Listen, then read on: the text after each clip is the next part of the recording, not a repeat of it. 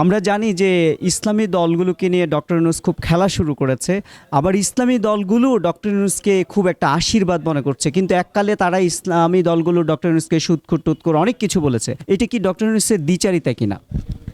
আপনি জানেন যে বাংলাদেশে যে ইসলামী দলগুলো আছে তারা কিন্তু একসময় এই ডক্টর ইউনূসকে খুব ছোট করে কথা বলতো, সুদখোর, এবং এই সুদ নিয়ে সবসময় তারা কিন্তু ঘুষ নিয়ে তারা ওয়াজ মাহফিল করতো। কিন্তু আমরা যতখানি শেখ হাসিনা ছোট করেছে তার চেয়েও এই আলেমরা ইউনূস সাহেবকে ছোট করেছেন, এবং একমাত্র বেগম খালেদা জিয়া সংসদে দাঁড়িয়ে ওনার নোবেলকে সাধুবাদ জানিয়েছিল এবং তার গৌরবের কথা এই সংসদে তুলে ধরেছিলেন। কিন্তু ইউনূস সাহেব অথবা ভুলে গেছেন। এমনকি আমাদের মেয়র আপনার সাদেক হোসেন খোকা সাহেব তাকে কিন্তু একেবারে একটা বিরাট সম্বর্ধনা দিয়েছিলেন। অথচ আজকে আবার তারাই বলে যে ইউনূস হচ্ছে নবী রসুলের কাজ করতে আসছে, তাদের পরে অবস্থান এবং তার সম্পর্কে কিছু বলা যাবে না।